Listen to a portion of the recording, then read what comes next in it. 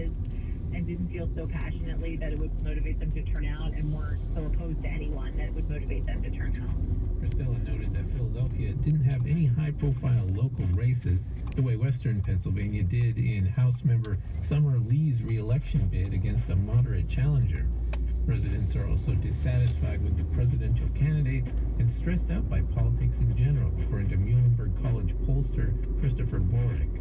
They don't like the choices. They're overwhelmed by politics. They're feeling the lack of efficacy that they could make a difference. For Billy Penn, I'm Mayor Rindy, WHYY News. Clouds and sun at the moment, currently 67 degrees in Center City. Overnight lows dipping in to the mid-40s. Tomorrow, cooler with an afternoon high around 60.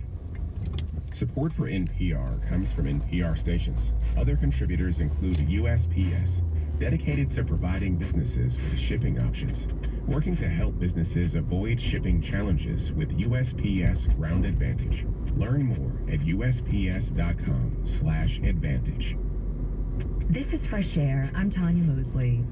On October 4th, 1976, Harry Reasoner, evening anchor for ABC News, introduced the nation to the first female network news co-anchor on primetime television, Barbara Walters.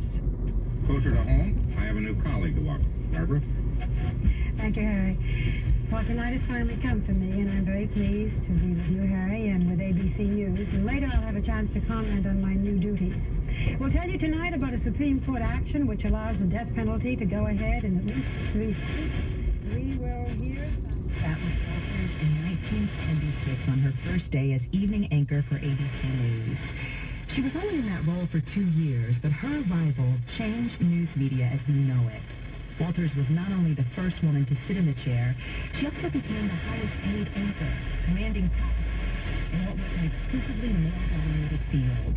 The press dubbed her the $1 Million Baby. In a new biography by award-winning journalist Susan Page, titled The Rule Breaker, The Life and Times of Barbara Walters, Page explores Walters' career, starting with how her entertainment booking agent father and special needs sister shaped her worldview, how she cultivated her signature interview style, and the cost her ambition and success had on her personal life.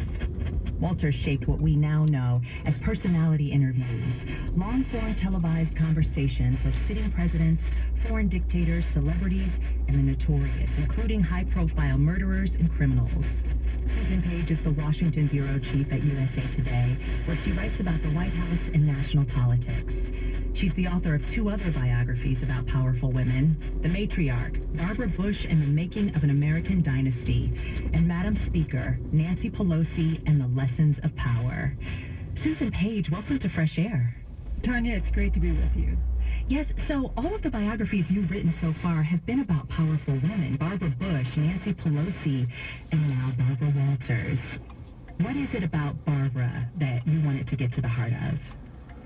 You know, she's such a consequential figure for journalists, not just for women journalists, but an especially consequential one for women journalists in broadcasting and print. For me, the path she cut is one that many of us have followed. Many of us have benefited from the battles that she waged. And there was no good biography of her, no 360-degree biography of her. She had done a memoir in 2008, but she hadn't gotten the treatment I thought she deserved, the exploration of her career.